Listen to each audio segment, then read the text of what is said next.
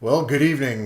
Tonight we are joined by the host of the Edmonton Oilers pregame shows, broadcasts, Inside Sports, and Overtime Open Line with Rob Brown, a proud member of the 630 CHED broadcast team since 2010. It's Mr. Reid Wilkins. How's it going tonight, Reid?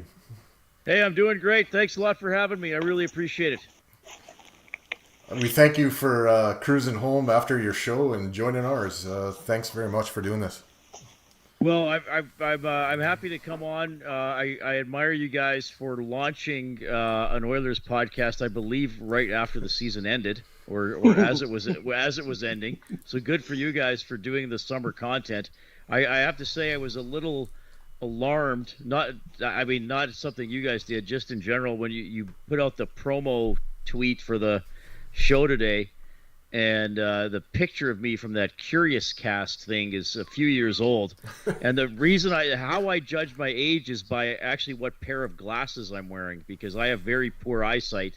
So even as an adult, I usually have to get new glasses every 2 to 4 years. I'm now wearing trifocals, by the way. Though I think they call them progressives. I think that makes you sound less like you're not getting as old as quickly. But those glasses are my previous glasses. And I was looking at that picture, and I thought to myself, how do people carry on a conversation with me? Because on that picture, you can really tell how my glasses are so curved. They warp the side of my head because there's this white spot on my face, which is actually the background of where the photo was taken, but it makes it look like it's right inside my head because my glasses are so thick. So anyway, that was a little disconcerting. Some people they don't like seeing pictures of themselves. I don't mind seeing pictures of myself. That's just sometimes I'm like, wow, I must be freakish to have a conversation with, because people are probably thinking why is the total background bent in around his eyes and I can't actually see the side of his head. So anyway, despite that frightening picture, thanks for having me. Oh man, so busy day today. The Oilers, I guess, started it off with making a little transaction with Detroit to free up some money. We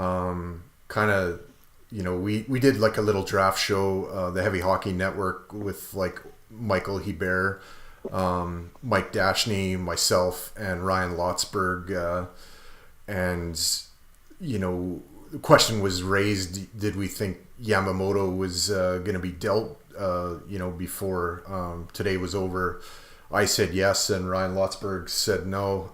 I had a 50-50 shot. I actually was pretty on the fence with it actually happening, but it did happen today. So,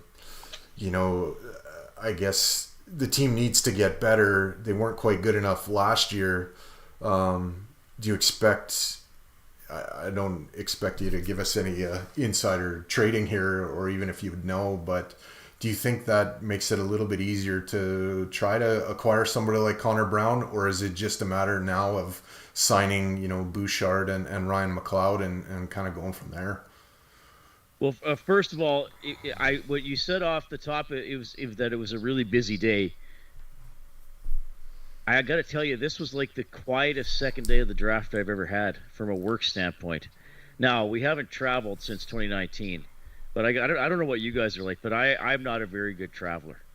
So when I'm at the draft, I don't know what to take, and then you have to go to the arena, and you're in a strange city, and you got to get on a shuttle, and the directions to the shuttle are never detailed enough, right? It's like, go to like this side of the hotel. I don't know my directions in a city, so I'm always getting lost. I never know what to carry. Like, I'm one of those awkward guys with all my bags and my laptop and how many notepads do I need, and am I going to get there on time? And then you got to go there and broadcast. So anyway, I didn't feel, from a work standpoint, I didn't feel that busy today because I got to do my work from Edmonton. What was the hockey question, Mike? Oh, yes. Well, congratulations on being right about Yamamoto. Sorry, sometimes I just start telling stories because I talk a lot. That's okay. Congratulations on being right. See, I'm glad you're modest enough to say, though, that it was like, well, yes or no, it's really 50-50, as opposed to like, well, I knew that was going to happen. I mean, certainly I thought he'd be traded before free agency, so I guess that kind of narrowed it down. Probably will be quiet tomorrow, I suppose, if people are traveling back or whatever. I believe you asked about Connor Brown. Yes, this does free up money for Connor Brown. I saw the Chris Johnston report tonight, Chris Johnston story, that probably a relatively low money deal with bonuses, so maybe the base is even a couple $1 million or something like that. And then you have to lock up Bouchard, and then you have to lock up McLeod. And then maybe how much money do you have left over for another forward or a defenseman, or to keep Janmark and or Bjugstad? What is there, about $8 million left, I think? So that could eat up a lot of that. But yeah, I think the Yamamoto move was done with signing Connor Brown in mind. Bouchard will still get a nice little raise. McLeod probably won't get much of a raise, and then Bouchard's big deal will be in a couple years. But yeah, I almost feel, and I know I'm not the first person to say this, I almost feel like the Connor Brown thing is kind of like Hyman a couple of years ago. Like this worst kept secret, and it's like, is it going to be 10:01 on Saturday when the Oilers send out the news release that he signed? So I think all the players you mentioned are relative, or are relevant to what happened with Yamamoto. To me, it's a little tough to see Yamamoto go because, and I said this on my show tonight, I've always liked, I always kind of pull for the smaller guys because I'm a smaller guy myself, and you always kind of hate hearing, well, you're too short, or hey shrimp, or stuff like that. So I always hope Yamamoto would figure it out, and I thought maybe he had when he got to 20 goals with that late season burst in the spring of 2022. But I think his health and just his inability to capitalize when he was playing with the big guys, ultimately, they couldn't justify keeping him for that contract. We have a resident LA Kings fan that pays attention to our show. I guess it's kind of like Fear the Fin, always texting into Stauffer's show, but he's wondering, what we think about the Pierre-Luc Dubois going to the Kings, and I think probably all the pieces involved to acquire him. I don't know. For me, I've when Pierre-Luc Dubois is on, he's a hell of a player, but he seems to be almost like our Yamamoto or Fogle or Puljujärvi. It's up and down with that guy. It's Forrest Gump. You never know what you're going to get. When I saw that, my initial reaction was that I really liked that trade for Winnipeg. Now, I know a couple of the guys are more depth forwards, but I think they can play with some pace. And I think Velarde has the potential to be a really good player. So I think he's already showing that. And I think there might be a little more to give.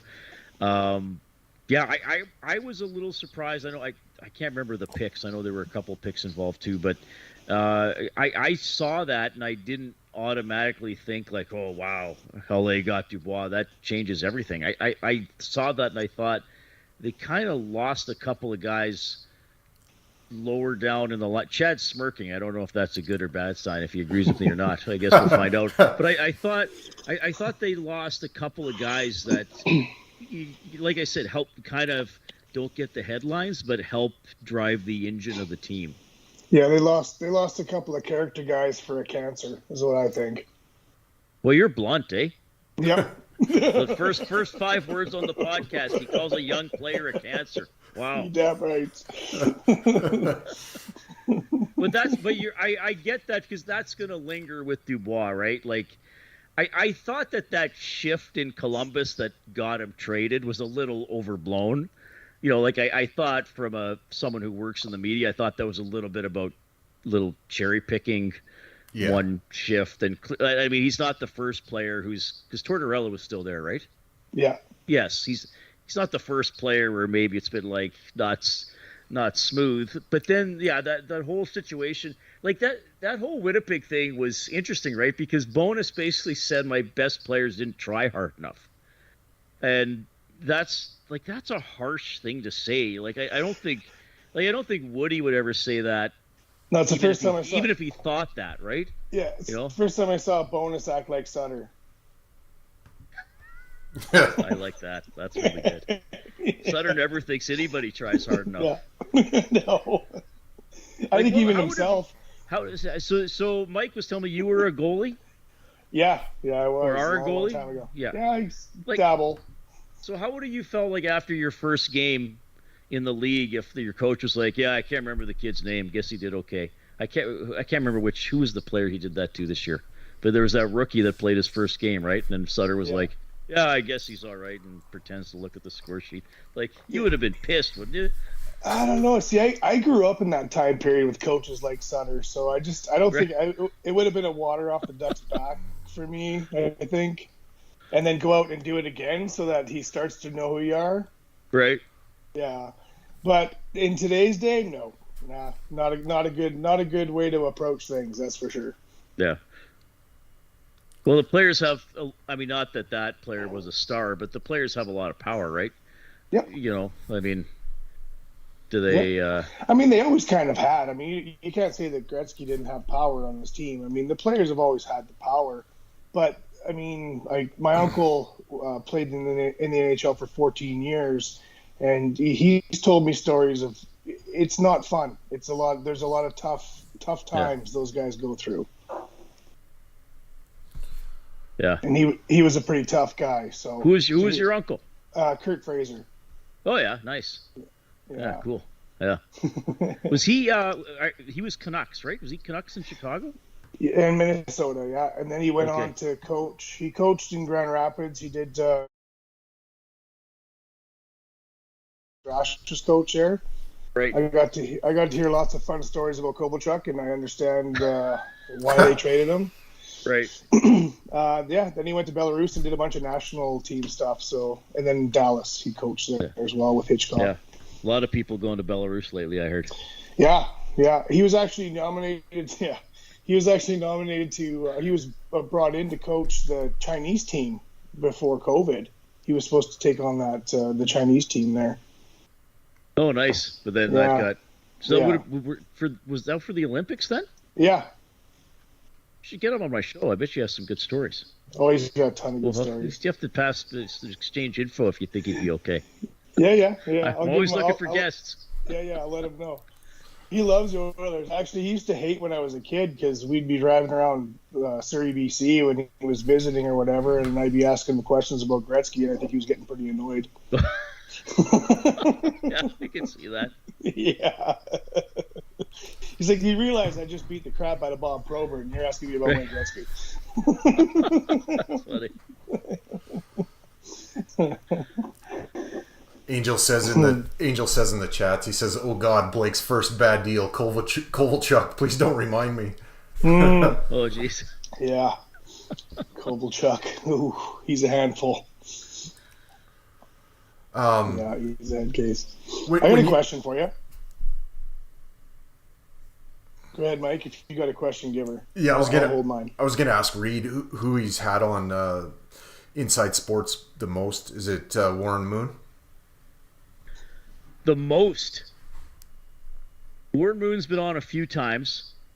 Why did you pick Warren Moon? That's interesting. Have you heard Warren Moon a few times? He's very fun to talk to. Yeah. I mean, I guess, well, Kelly Rudy's on every week during hockey. Okay. As a sponsored yeah. guest. There you go. So he would be the most.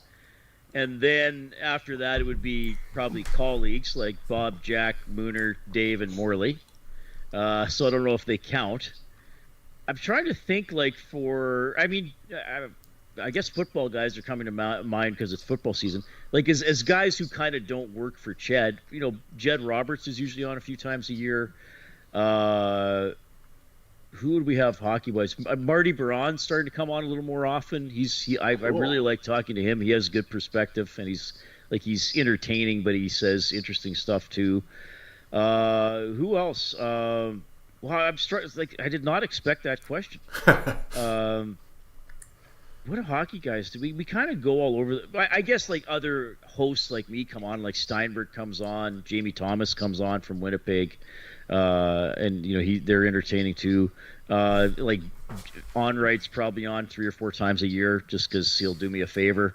Ken Reid's probably on 2 or 3 times a year now, maybe 3 or 4, especially if we want to talk about hockey cards.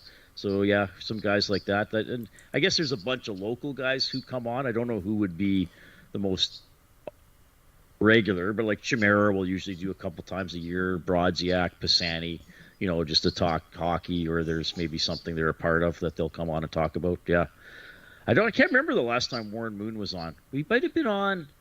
He was probably on last year we usually probably have him on once during NFL if I remember. But yeah. I got another question, and I'll let Chad go. But are you grateful that your job's gotten a little bit easier since we got McDavid and Draisaitl? And do you have empathy for those in Calgary for what's to come for the next few years with the mass exodus that's going to go on down there?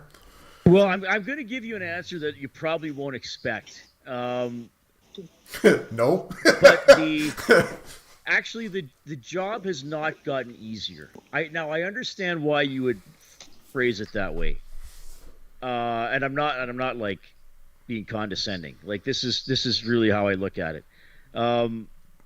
The team is better, which is better for. I mean, more people listen if they're in the playoffs. The fans are happier, and there's the prospect of them going really deep in the playoffs. But I several years ago, like many years ago, I stopped looking at I stopped looking at how the team I'm covering is doing. And this goes all the way back to when I was in Lloydminster and covering junior A and high school football and college basketball. I don't look at things as this is going to be easy or hard. I look at it as here's the block of time I'm on air, the content I have to produce, and it has to be at the highest possible quality. And the way I came to that realization is there were days I would tell myself, oh, this is going to be an easy day. And I consistently noticed that my performance dropped off because a switch in my head went that, oh, this is easy. I guess I don't have to. It's like when you got that 3-foot putt that thinks is going to go straight in and you muff it, right? Because you don't concentrate. So my preparation and the things that I have to do the on-air part of the job, like the part you guys hear and the listeners hear, the way I prepare for that is consistent. Now, the tone, and I assume you're mostly referring to Overtime Open Line, because I think of when I am on, that's the show most people listen to, most likely. The tone of the show might be different. The energy of the show might be different in terms of positive or negative or critical or celebratory. But it's not easier. And I'll actually say this: if you want to qualify it as easy or difficult, sometimes if a team is doing poorly, there's actually more content to talk about, right? So I'm not saying I want them to go back to being shitty. Can we swear? Yeah. I can't swear on Ched, so I don't mind slipping the odd one in here. Yeah, I'm not saying I want them to go back to the years they were shitty, but those like when they have a bad game now or they're on the verge of being eliminated, there's that nervous energy, right? And people really want to listen or chime in.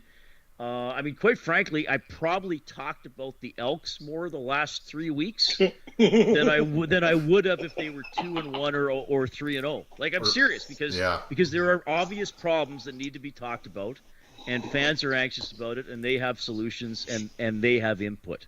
So that's I totally understand what you're saying. And it'd be awesome to host a show after they won a Stanley Cup if I ever get to do that. But it still worked for me, right? Like I'm not thinking the same way that fans do. No, don't get me wrong. I want them to win. I want Edmonton teams and athletes to win. But when I'm doing Overtime Open Line, I'm not thinking like, oh, I'm really happy, I'm really relieved. I'm still thinking I have to do a good show. Like I have to do a good show. Where am I going next? What tape do we have? What does Brownie want to talk about? Right. How many calls do we have? When do I have to take a commercial? Do I have to do news at 11 or can we skip it this time? I'm thinking about all that stuff. And those are like pillars of the job that are there whether they win or lose, whether the team is good or bad. That's probably like way more technical an answer than No, I think that's awesome. Yeah, that's interesting because as a listener, I follow along. After remember, I think it was a couple of years ago they lost 3 games in a row. I think 5-0 at home. Yeah.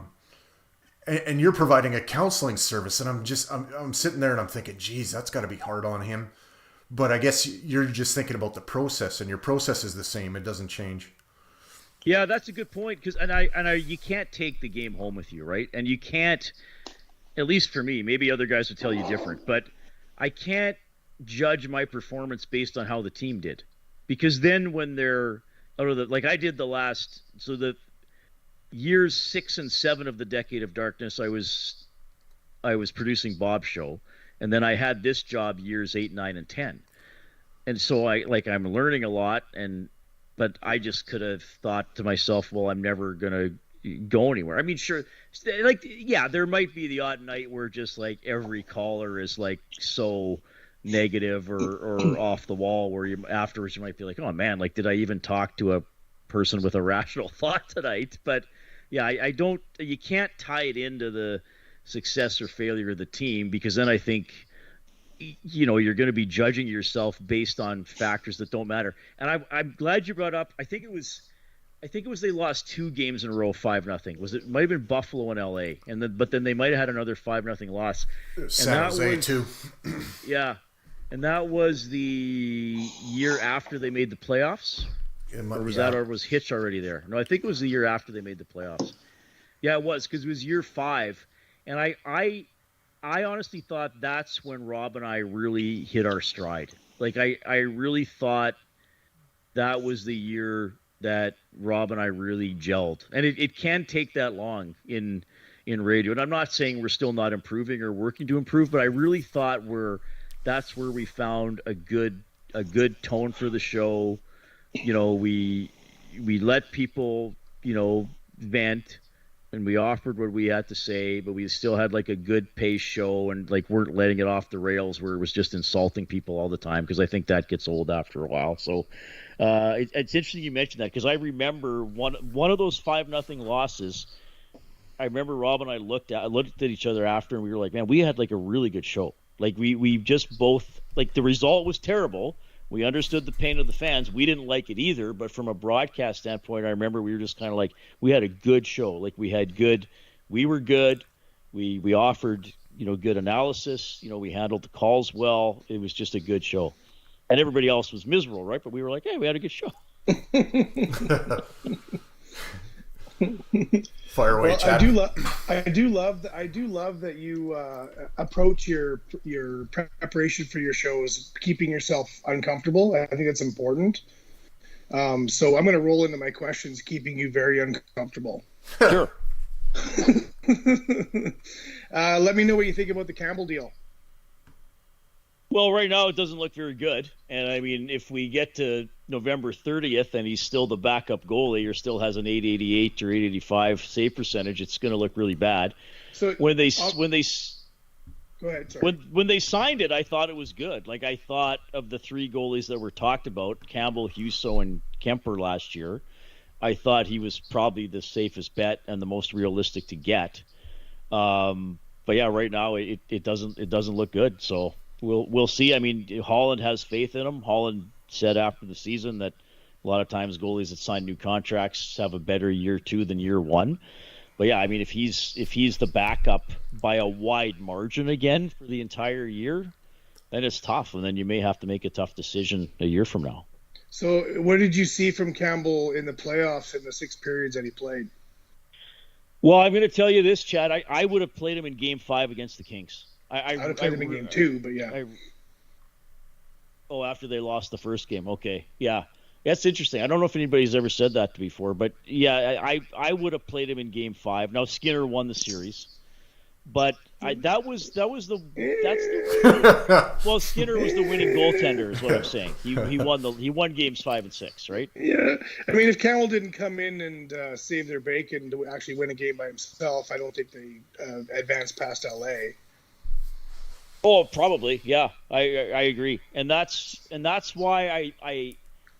But then when he didn't go to Campbell in Game 2 against Vegas, right? Because did Skinner get pulled in Game 1? Yep, he got pulled 2/3 of the game.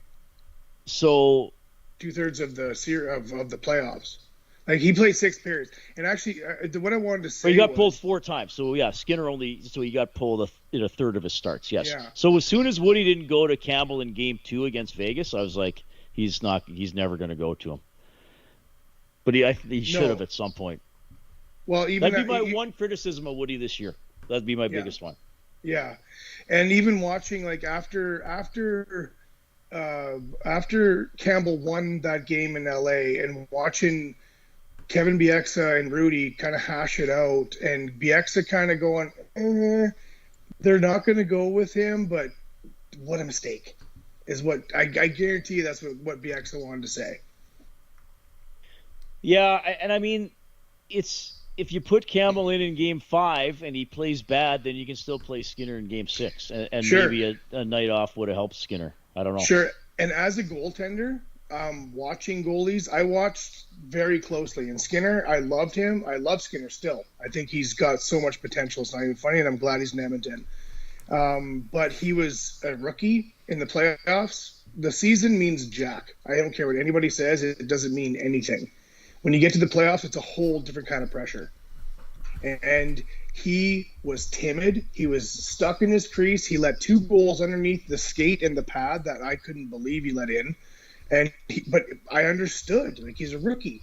And then whenever they put Campbell in, he looked a little bit like Roley.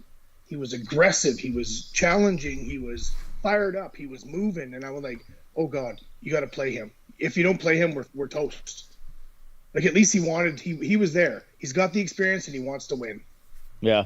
Yeah, Skinner didn't. I remember the one specifically against LA, that one got tucked in between the skate and the goalpost. 2 in a row. Yeah, I don't remember. I'm not saying it didn't happen. I'm just saying I don't remember it. Yeah. But Campbell looked a little more confident than he did in the regular season. And yeah. I guess the thing I would say is, like, you want a player to feel that if he does something well, he gets rewarded. You know, and I thought Woody was generally good at that. If Derek Ryan scored in the first period, Derek Ryan usually played a little more in the second period, you know? Exactly. And then you'd see about what was going on in the third for some of the depth guys. Yeah. And that's what I was like, well, what does Campbell have to do to get a start, or how poorly does Skinner have to play for Campbell to get a start? So I was again I was surprised, and again Campbell's final 2 starts in the regular season were good. Yes, Great. one was Anaheim, fair enough, but you still had to beat that team. So no, but you look at both of your goalies coming into the playoff time, both hot.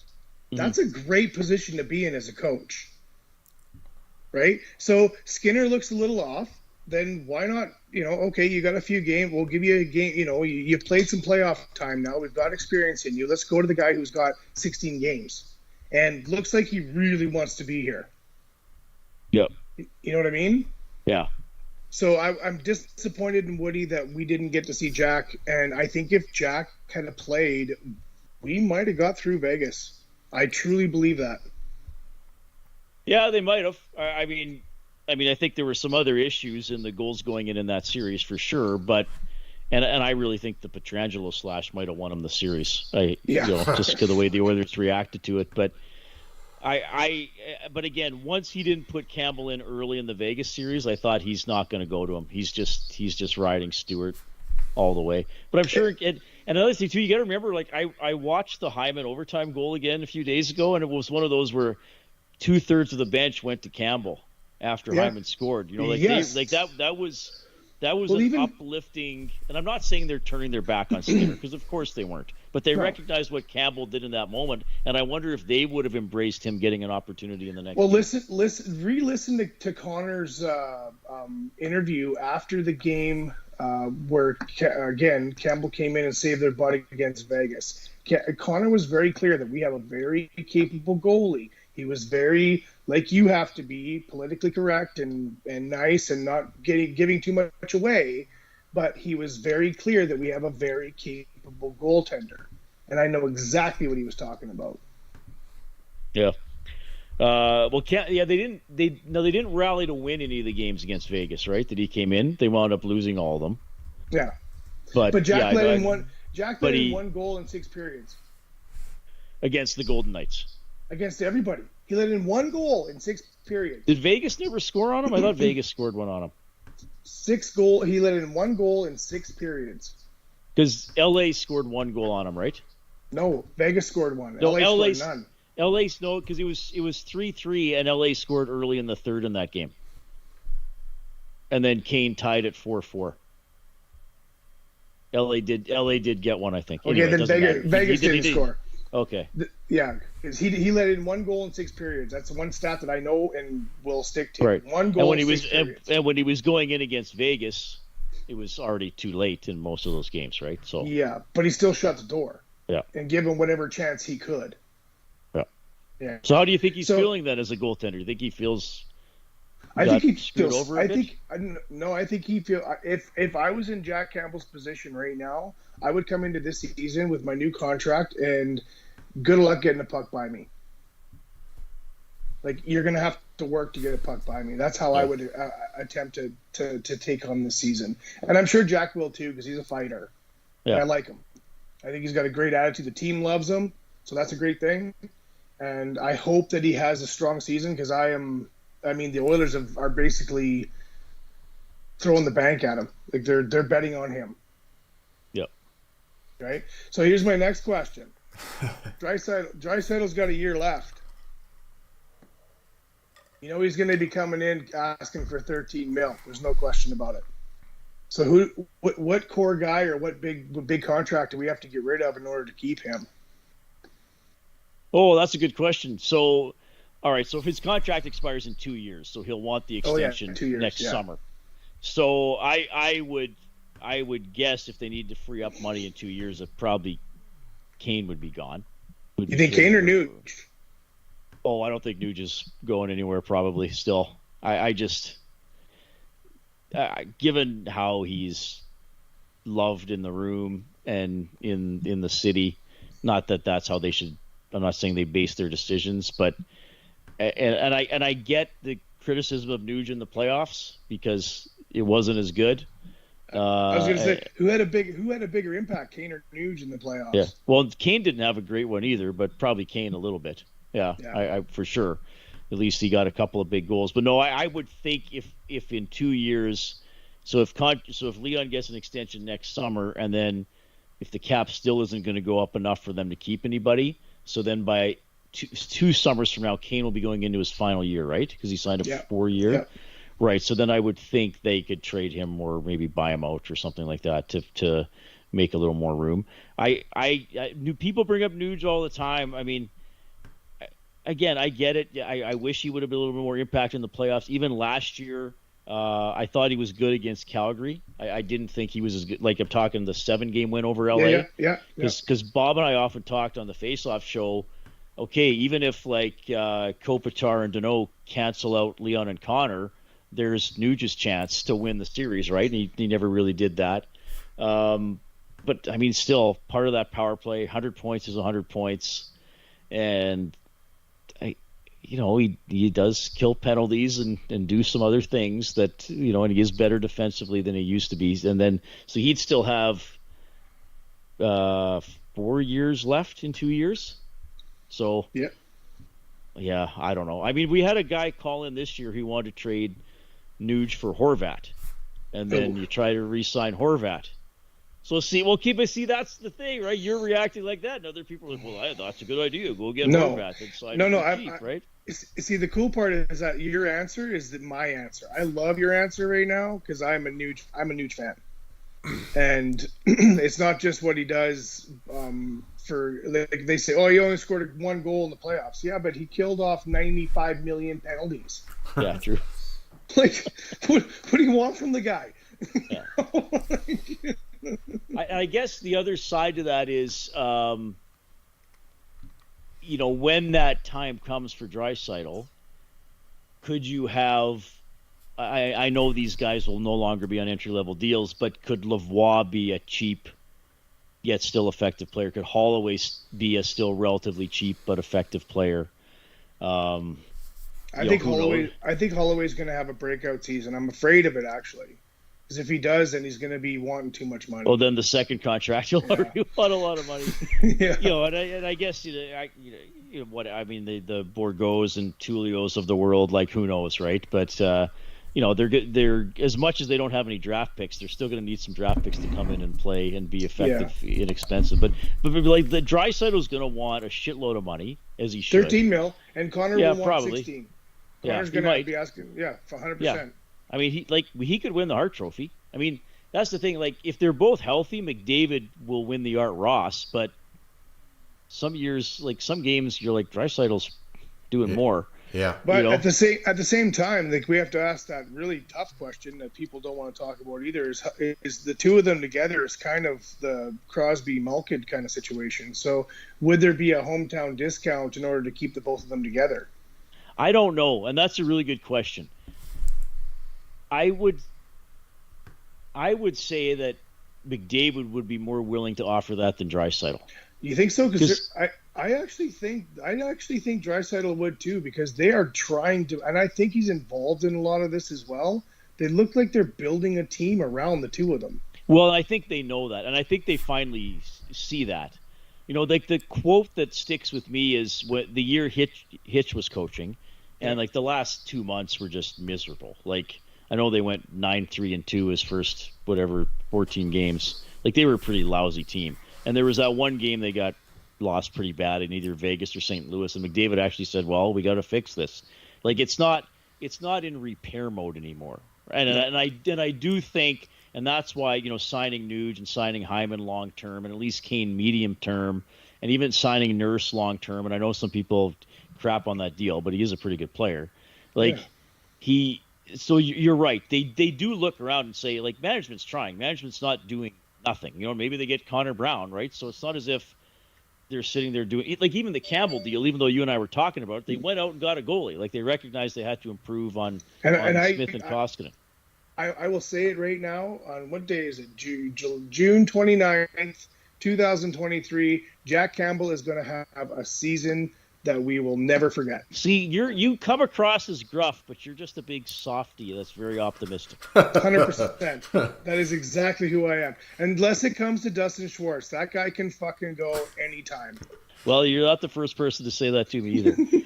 But I do think, like, Will, Connor, and Leon, and they clearly are friends. Like, I don't think that's Oh yeah. that's fake or for social media. Like they like each other, and you see the girlfriends. I guess now one's a fiance. You know, I think they've bonded. Like I do think it's legitimate. I do think Nurse is part of that. Yep. Probably not as much as before he had. I think the second one's on the way now for Nurse too. But clearly those guys are. Like if I had to pick if I only had to pick 3 guys for the leadership core, I would pick those guys and not Nuge as much. You know, like just the way it's gone. And I actually think Ekholm is bringing that to the team too. He's incredible. I love him. That was the best deal I've seen us make in a very long time. He reminded me of the Pronger deal. Yeah, he's so, and I guess like I come from the standpoint too of like how approachable or personable are some of the guys, and he's just like so good to interview. And like I always try just to introduce myself to the new guys because I am around, and like you got to remember they're human beings too, so I'm sure they feel better. Like think when you're new, if somebody comes up and just says, "Hey, my name is whatever," so I just say, "Hey, Matthias, my name is Reid Wilkins. I work for a radio station. I don't expect you to remember that, but you know, you'll probably see me around a lot." He's like. And he was so cool about it. He was just like, "Hi, Reid. You're right. Probably take me a while to remember your name, but thanks for saying hi." And I was like, "Okay, have a good day." Like, but it's just, you know, it's just a nice human interaction to have with somebody. Yeah. And he seems like that kind of guy. And he seems like in the room, he demands a lot of respect. I would think so. Well, because he plays, he doesn't look like he's ever taken a shift off, right? Or no. effort would never be, or intelligence would never be an issue with him. And if you look at our D-core, if you look at the big guy, like Bouchard just excelled playing with him. Yeah. And Nurse will too. Like they're learning so much off him. I was like, this was a great, great trade. So do you remember, and I talked about this on my show tonight because some people were writing in about Bouchard because of the contract stuff.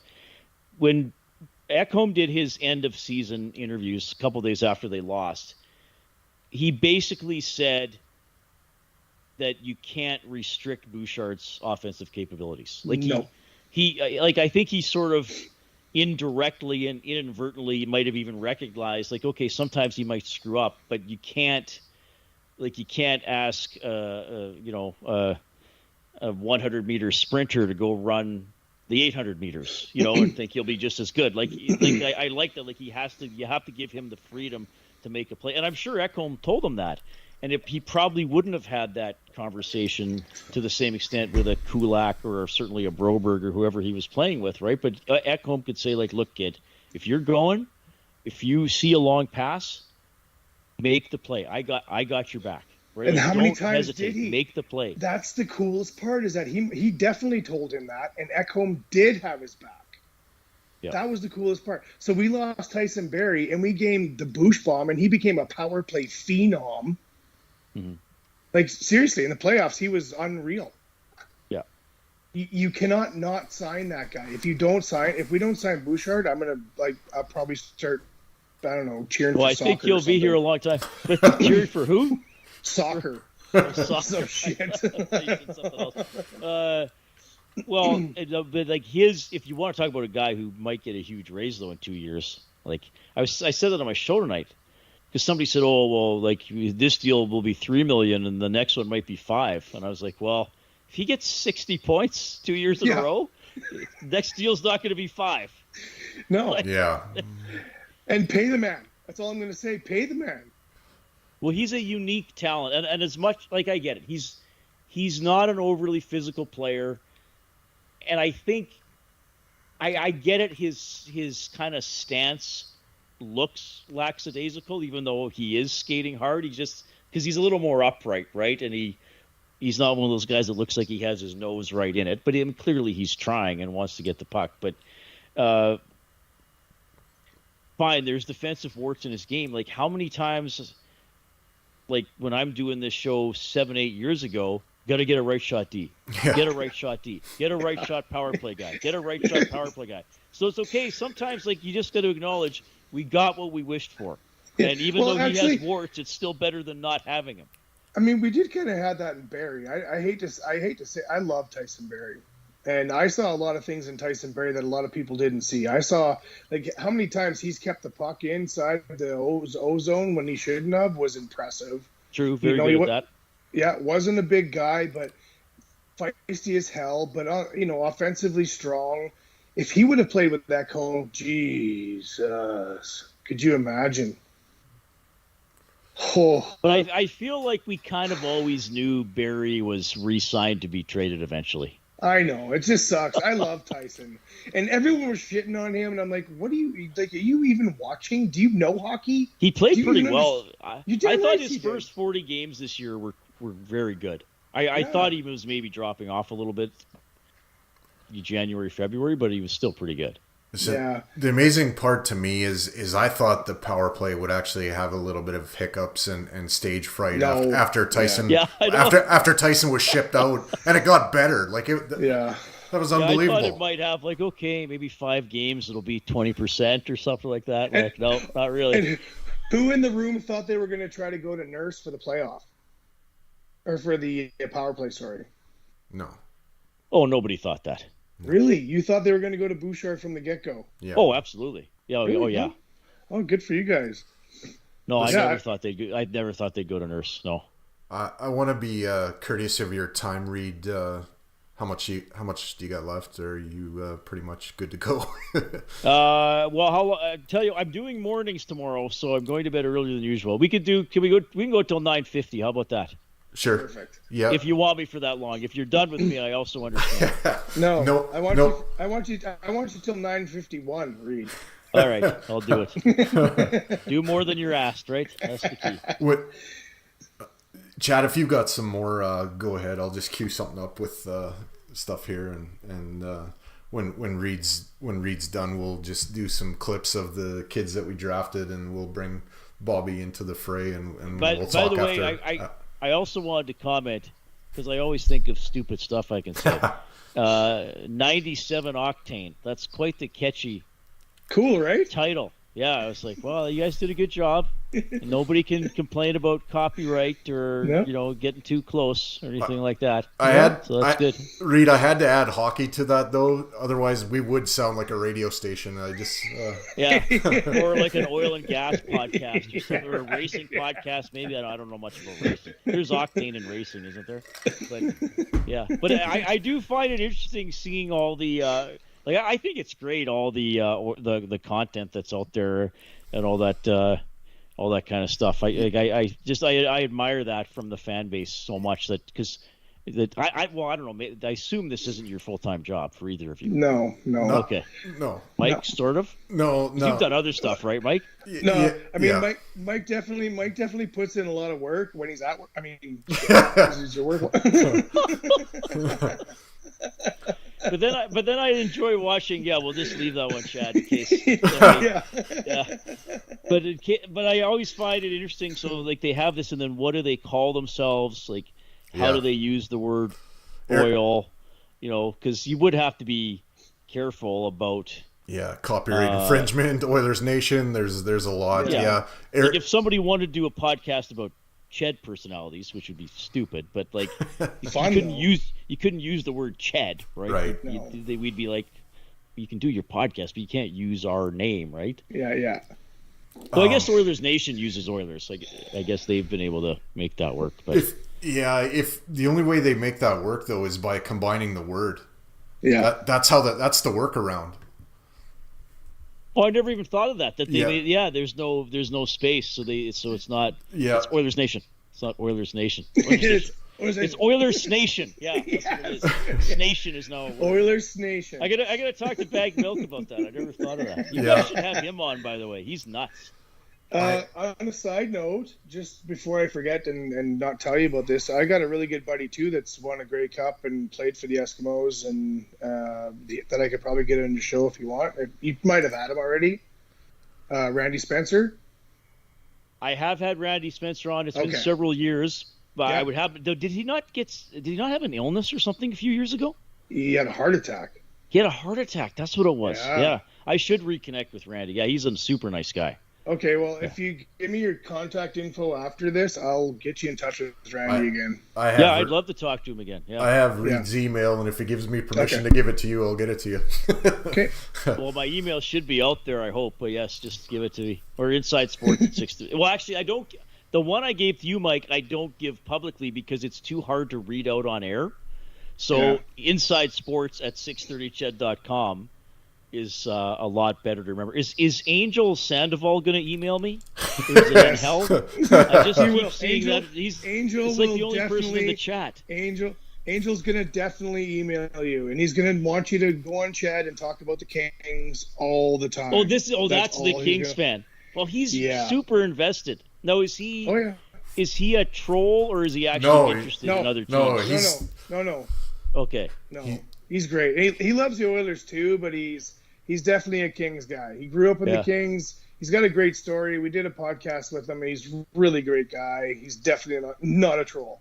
Okay, that's cool. Yeah. Yeah. Well, some of the trolls are funny, but some are after a while. It's just like, seriously, like, do you not have productive things you want to pursue with your life? Or there's no good content in LA for the Kings, so he just comes here to get it.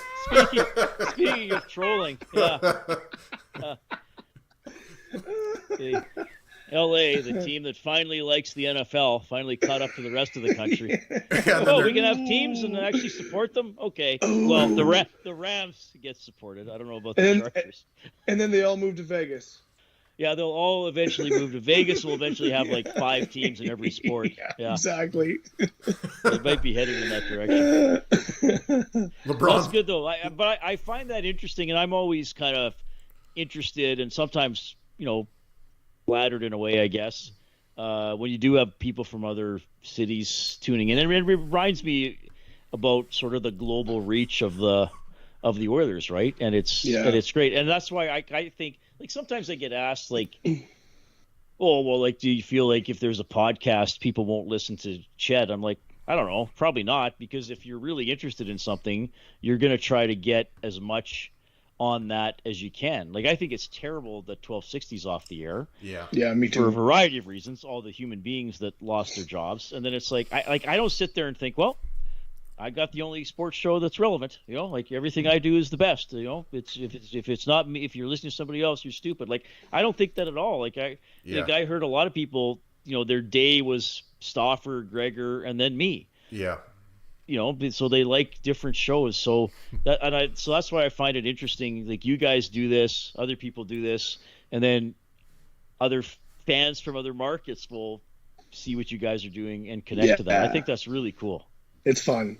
You're right. It's totally fun. I'm about to start a Kings pod at Heavy. I'm gonna come on that podcast, and I'm gonna be the biggest, rudest troll ever. No, Reid, me and you. I'll both get Kelly Rudy on too. Yeah, right. Do you know what's funny, Reid, is 1260 went down, and I think it was Stauffer's show the next day after had dead air, and everybody's like, "Oh no. What's going on here?" Oh yeah, I wasn't listening, but something I don't even know what happened. But a couple of my colleagues texted me and were like, "We're off the air." They had dead air for about a minute and a half, and all of Edmonton just here we go again. So Ched's still going, Bob's still going, but that was awful that happened. I mean, what can you say? I can't stand the Ched delay though, because if I'm watching American broadcasting an Oilers game, I always shut the volume down and put Ched on, and it's like you guys are so far behind. You got to sync it up. Okay, so I've heard, I know, but I've also heard that in some cases we're ahead of the TV. You are. Normally for me, it's a behind. Really? Okay. Yeah. Now, are you listening on your phone or off an actual radio? Through my phone, through all my Bluetooth right. The phone sound. is behind. I think if for people who still have actual radios, that would likely be slightly ahead. Yeah. So, well, that's nice that people do that. I mean, oh hell yeah. Well, Jack's on TV. Like, I've been doing that forever. Oh really? Like going back to the Rod days, even, eh? Oh yeah. Rod Phillips was a staple in my house. Yeah. Well, that's nice to hear. I mean, it's still about connecting with people, right? Like that's. Oh yeah, 100%. It should be like I always look at it.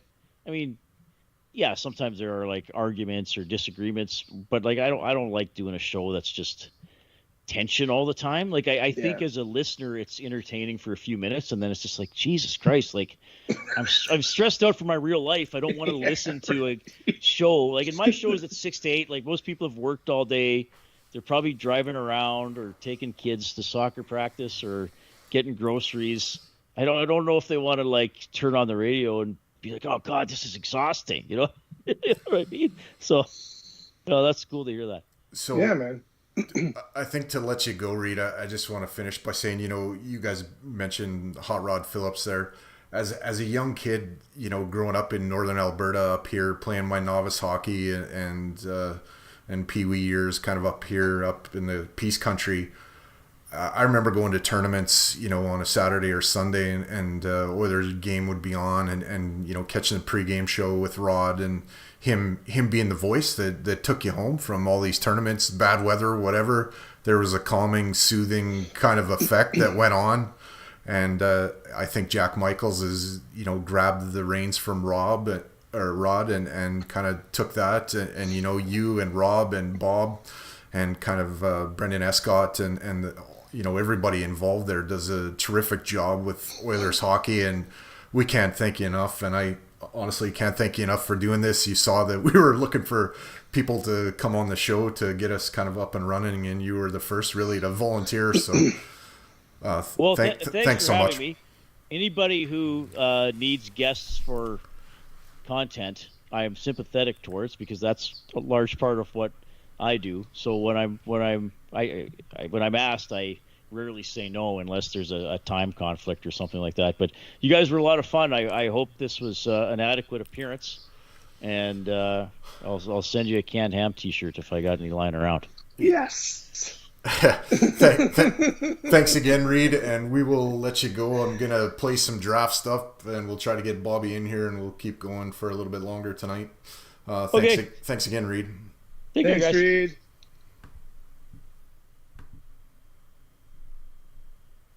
Locust now, 1:45 to go. Schmidt, down low, Mangoni.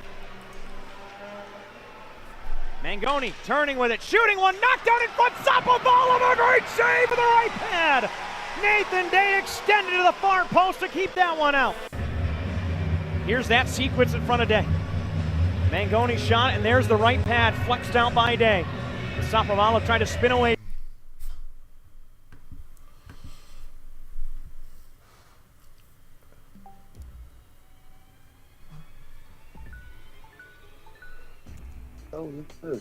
This will be some bow highlights here coming up. If I can get rid of the commercials. Skip ads. Yeah.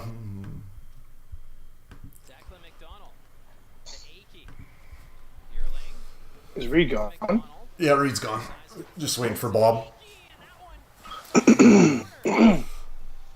Oh, was that, what's his name? Yeah.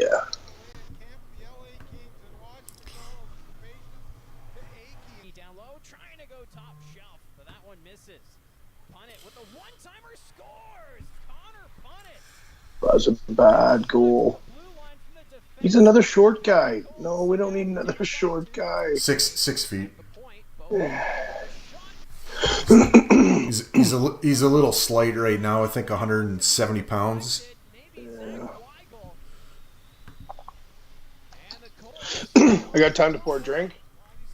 Yep. This video is like 10 minutes. I don't know where Bobby is, but okay. I apologize. I apologize to you for taking over that the questions there. Yeah, everybody can hear what we're saying right now, so we're behind the curtain. Perfect. Yeah. I love it. Like, I mean, it was all over the place, and I just felt like we were on a roll, and Reid's awesome. I like how he asked if he could swear after he swore. I know. Fucking giver. Yeah, no, that was all right. Yeah.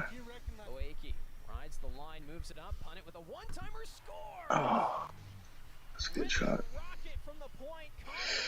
And the Colts have tied it. It's 1-all. Bobby! Holy crap. The softball champion returns. And he is. The king returns. You missed a hell of a show, brother. No, I listened to it. Oh, I jumped on just shortly after referee finished, and I had you guys going on the drive home. I literally just got home, so I just changed the pants, so I didn't jump on it. yeah. That was fun. Yeah, that was great. I mean, what a great guy. Like that's some good hockey talk there. That was fantastic. Yeah, that was so much fun. Face-off won by the Colts. Aki will send this down the length of the ice. Open cage. Score! What do you think of Aki, Bobby? I don't know enough of him yet. I know. I mean, I'm just watching it right now. He's not a very big guy, that's for sure. Maybe tall, but he's lanky. He reminds me of Nuge a little bit. Well, they're still kids, so they're still filling out too, right? Yeah, I know. Because Baldwin was the one who got a piece of it. They've called it a goal on the ice. Let's take a look here. What do you think of the Campbell deal? Do you believe me, or do you agree with me, or do you think I'm on crack? No, I don't think you're on crack. I think you're on meth. I'm just kidding. Okay. No. Sweet. I don't disagree at all. I mean, we're paying him to be a starting goalie. Yeah. Like, we brought him in to be the starting goalie, and so I think again, I'm also okay with doing the 1A, 1B if Skinner keeps playing the way he's doing. But there's no way the Campbell goes into next year just designated backup right off the bat. I think that's unfair. And do you think Woodcroft's even going to give him a chance? Because he's kind of got a bit of a, woody for Skinner. Yeah, I think he will. I think he's smart enough to see it. I think if he looks back, there's some things he'll second guess. And I like Woody as a coach, and so does the whole league. I think he finished 7th in Coach of the Year voting. So Connor McDavid likes him too. He gave him a rave review of the X interview too. Says he's one of the best coaches he's ever had. So. And I don't disagree with that. I just hope that because I know myself as a coach, you find your favorites, and you definitely do run those guys. So I'm hoping that he looks at Campbell and says, I ran with Skinner for a long time in Bakersfield, but maybe our $5 million or $6 million a year guy needs a shot. Yeah, and I'm sure he will. And he did get a shot last year. He just struggled, but he definitely deserves another clean slate. He started clean slate this coming year, especially for goalies. Like I said, I have a feeling Campbell's coming in this season with a chip on his shoulder, and it's going to be a struggle to get a puck by him. Actually, I really like what you said there, Chad, because I agree with you. I think he has to prove something. He has to prove that he's the man. And like you said there too on the podcast, there was like he has that drive, he has that instinct. Like he's a killer, right? So he wants it. He's hungry for it. So. Yeah, that's what my hope is. I'm putting all my chips on Jackie. I hope he's listening. Jack, I hope you're listening, buddy. There's no way he's not listening. Are you kidding me? I know, right? Fuck Dustin Schwartz. Brought to you by #Schwartz needs to go. You got your shot in. That's good. That's very subtle. Know, right? You heard it? That's good. I knew you'd appreciate it. All right, we're in commercial there. Yeah, you guys, here we go. All right. Welcome aboard, Mr. Bobby. Rock on, boys. That was a hell of a first half. Thanks for carrying the load. I thought Reid was adequate filling in my skates. I mean, he's okay, right? He's all right. I mean, he stopped a couple pucks. He's good. He stopped a couple pucks, yeah. I got one. He was fine. You know what? Tell you what. Maybe we'll give him another shot down the road. He might have improved by then. We'll see. I gotta go back to that screen for a second. I'm gonna get out of studio mode here. I gotta make you guys laugh because I got a little clip about the fucking trade today. Just one sec. Ooh. Oh no. So yeah, one sec. So the trade today was Kyler Yamamoto and Klim Kostin to the Wings in exchange for future considerations. And anytime I hear a trade that involves future considerations, there's a certain movie from the 80s that comes to mind. We'll see. I'm the player to be named later. Crash Davis, I'm Joe Reid. And you, Larry Hawkins, should recognize me because 5 years ago in the Texas League, You were pitching for El Paso. I was hitting cleanup for Shreveport. You hung a I should curveball watch on that a again. That's 0-2 been pitch years in a since I've seen that 3-2 movie. game. In Me the too. Oh man, that part's beautiful. I love that. So Angel's our resident hanger-outer tonight. Love you, Angel. Yes. Angel's the man. I like how You know what? I'm actually very excited for this future considerations guy. It's kind of a red flag, though, because he gets tossed around quite a bit from team to team. But other than that, I think he's always promising. I know that I'm so stoked that LA got that cancer, though, and Winnipeg picked up a couple character guys. That's great. Oh, my goodness. What was that all about, eh? I know. Enjoy the cancer.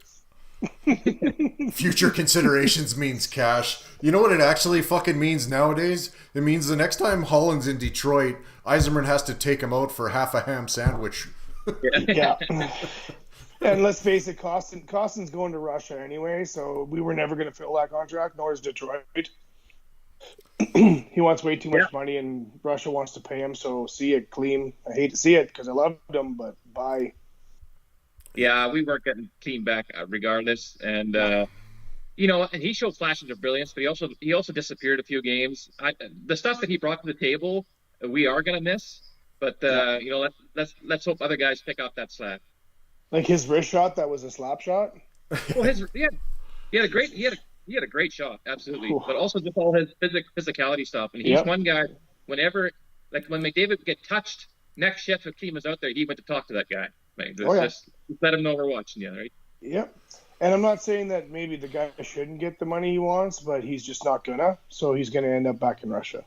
Yeah, I agree. I agree. I don't think he is good enough to make the kind of money he's looking for right now. So no. He hasn't done enough yet. No. Yamo, that's a tough one because I love Yamo, but we all saw it coming. Well, Mike saw it more than anybody. I agree with every word you just said there, Chad. Yamo, his upside is still huge. He's not even in his prime yet. I think the injuries kind of helped his fading there last year. He was knocked up knocked up. Oh my God! I don't think he was knocked up. I don't think he was knocked up, but I think he was knocked up. Although he did show up in the, Yamo played his ass off in the playoffs. He played hard. He looked like a little tiny Theo. I loved it. I don't think we've ever had to question his work ethic. He's always been one of the hardest working guys out there. But for his size and the way he plays, that's sometimes a bit to his detriment too. I mean, he has to play that way. That makes him effective, but that's why he is going to get, banged up, right? So, what do you think about my Draisaitl comment about what's going to happen when he's asking for $13 million? What guy are we going to have to get rid of to make that happen? Well, I thought Reid was bang on with his comment. I do think that that would be the common denominator to make room for him. You know what? Having said that, though, if we were to get Connor Brown, then fine. But Kane with McDavid is a really nice situation. Or Hyman, I guess, would have to go. Well, here's the thing: if we get Connor Brown, I bet you it's a 1-year contract. It's going to be a "show me what you got" contract. So, and he will do fine. He will. And if he does well, then he's going to want a pay raise too. I don't know if he will. I think he'll realize that he's doing well. He's going to want to make some money, and he's going to want to keep playing with Connor. Yeah, but if we sign him to 1 year now, how much money do you think we're signing him to? Ooh. Wow, good question. Yeah, I see him making maybe $2 million, maybe a bit under even for 1 year. I was going to say the Tony contract. I was going to say 1.2 with bonuses. Yeah, there you go. Yeah, something around that. It's going to be under 2. Yeah. 2 would be my max on him right now for sure. So if he came with 1.2 with bonuses and showed that the old magic was still there, that's something worth buying. It is. Yeah, 100%. Yeah. But then what does the second contract look like? So that all depends on that first season, how he does. Okay. So is Zach in trouble then if Connor Brown comes in and him and Connor show that old magic? Is Hyman in trouble? No, Hyman's not in trouble. Hyman's work ethic alone will keep him on that team. Like he's a dog on a bone every shift. I think you know where I'm going though. I'm terrified of Nuge. I don't want him. Like I don't want anybody to have an opportunity to give him a reason to leave. Sorry. Yeah, and there are teams trying. I mean, I think there was some fire behind that smoke of Boston looking at Nuge. Oh yeah. You know, I don't think that at all. I think he's the type of player that the Bruins in their position were probably missing in their playoff series, and they can see the value behind it. But yeah, I think I'd be very surprised to see Nuge go anywhere. I think might be an Oiler for life. You run the danger of managing with your heart instead of your head, maybe. But he's still so like it's almost like he's finding his second wind now. I know, and I kind of want to talk to his wife and see what she thinks. You love Edmonton, right? You really love Edmonton, right? Don't pull a Smitty on us. I hope there's more of a plan than to just hope the salary cap, goes up enough to accommodate him. What is that? What can that plan possibly be in order to keep a team around Connor and Leon that's going to win a cup? Well, I think what you mentioned there before, Chad, is the fact that you might look at these guys. They're already making gazillions of dollars. Like, you make so much money, how much more money do you need? Yeah, they're going to get raises. They're going to get raises for sure. But I guarantee you that both McDavid and Draisaitl and Nurse and the whole core, they're focused on winning the cup. They need to win the cup. You think they're going to pull a Crosby Malkin and do a hometown discount? You really believe that? I don't think they'll go as high as we think they'll go as high. I don't think McDavid has the drive to be the highest paid player. Like I don't think the Draisaitl has the drive to be the highest paid player. Yeah, they'll get paid. Like both of them will get paid an obscene amount of money, but I don't think they have the desire to be the highest paid player. They have the desire to win. Yeah. Okay. I think they have desire to be the highest paid players, but I think they're willing to sacrifice that in order to win.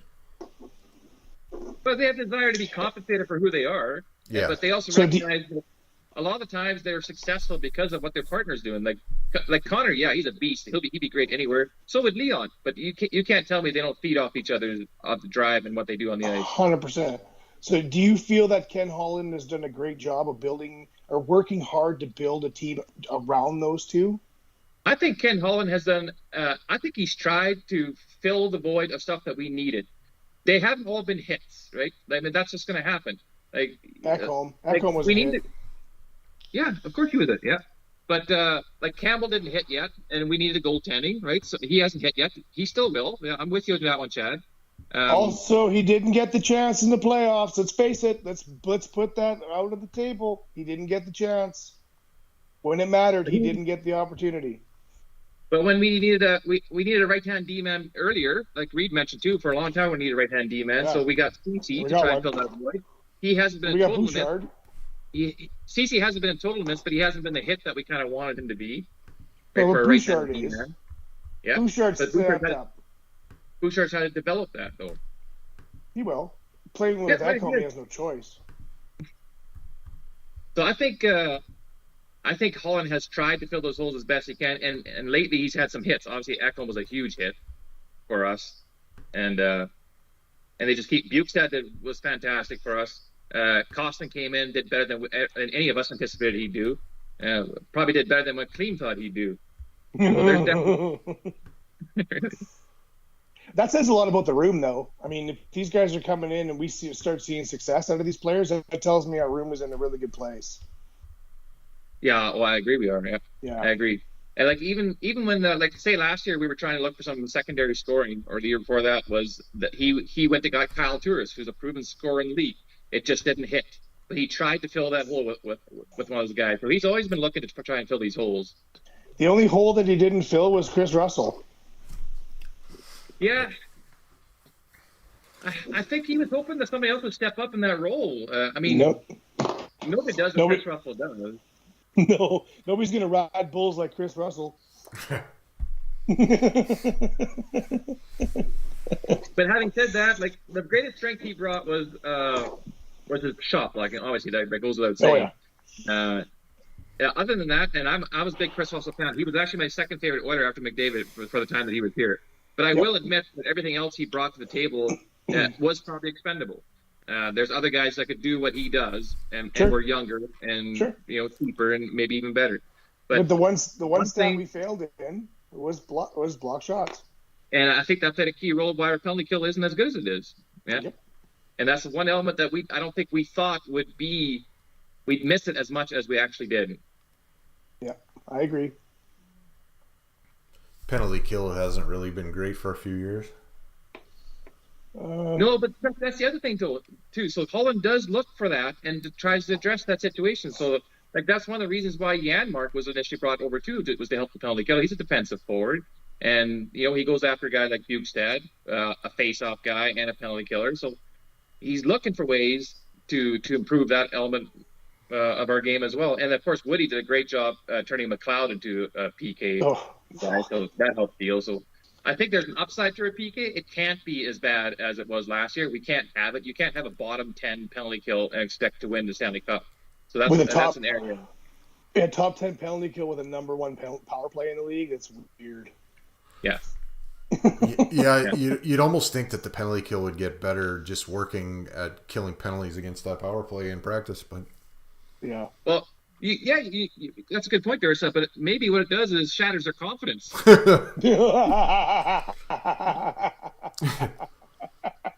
a good point. How does that power play stay sharp with such a shitty penalty kill going against it too?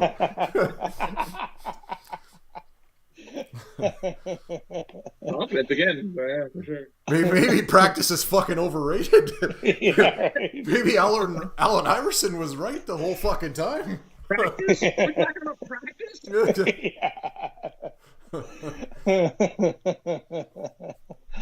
Oh, that's awesome. Yeah. What did he say? I can only see half the comments, just so you know, Mike. Yeah, You know what? Yeah, that's a tough. Like it says about PP being as good as last year. That's a tough mark to hit again. Man, like that's a world record power play. Like for us to say we're going to be the same again, like that's like saying like when Gretzky scored 92. Let's say he's going to score 92 every year. Like that's a tough benchmark to set. I mean, if we're in the top 3 of a power play, I'm happy. We don't have to have the number 1 power play. We don't have to have the world record power play every time. But if you have a top 3 power play in the NHL, you have an elite power play.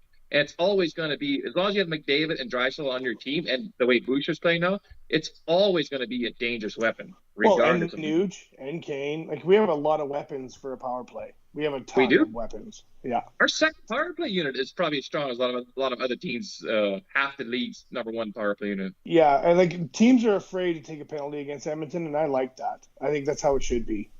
Well, I like what Woodcroft says there. He calls it part of team toughness, right? If they're going to take shitty penalties against us, we're going to make them pay by scoring against them. Yeah. It's a form of team toughness. Yeah.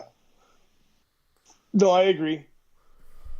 But we shore up our penalty kill, and Campbell has the season that I know he's going to have, Jack. I know you're listening.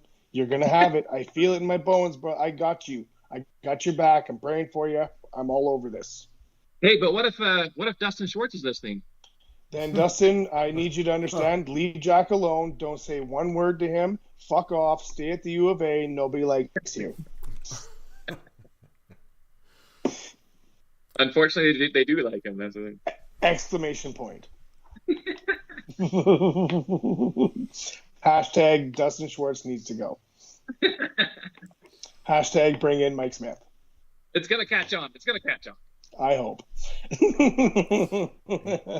You get that Twitter account, and you can get those, those hashtags of yours trending. I know. I'm working on that. You're going to be a hashtag machine if you get a Twitter account. If I had a Twitter account, I'm so afraid. The hashtag phase is dying down quickly. You're gonna bring it back in the second win. I know. I feel like you're lying to me through your teeth, and I think it's commendable. But not working. You can't see my poker face. You can't see it.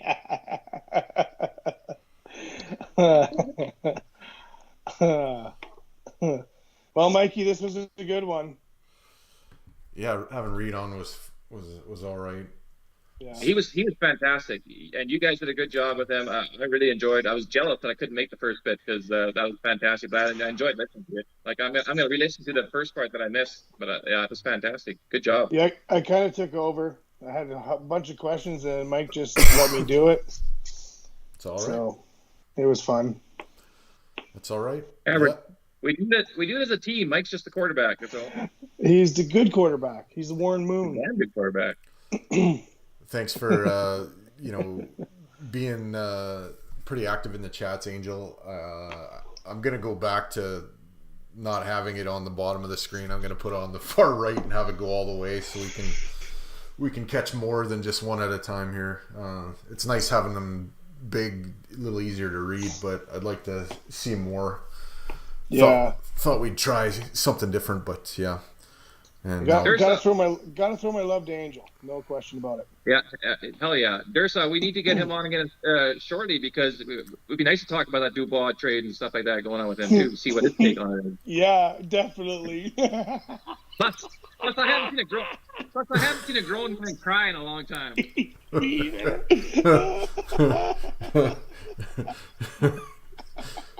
Oh, Love man. you, Angel. Love you, Angel. Oh man, yeah. I might be able to do something again Saturday night. I think free agency starts Saturday too, so that's a good one. Yeah. That might actually be a thing. Is okay? Give her say what you were gonna say. No. I was just, what did Angel say? I can't see it. He says, "Haha, shit."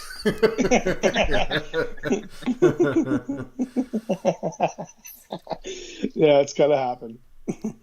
Yeah, if Angel and Rob, we should get them back anyways because the audio the first time was the shit and I didn't even really count it. So yeah, now that we got that all solved, we could roll back to that and just be easy on me, boys. It was a good episode. I mean, we had a good chat. We had a good dynamic. Good to get him on. So yeah, no, we could definitely revisit that and have a beer or two for that show. So nice. Yeah, sit back and chat and talk a little Spanish. Hey, Angel. Espanol. Te quiero, hermano. Yeah. Sorry, boys, I gotta go. My cousin's in prison. I gotta go. Yeah. Oh man, gotta go warm up the El Camino. Let's go. That California lifestyle is just crazy. I love it. Only if you need the sap button.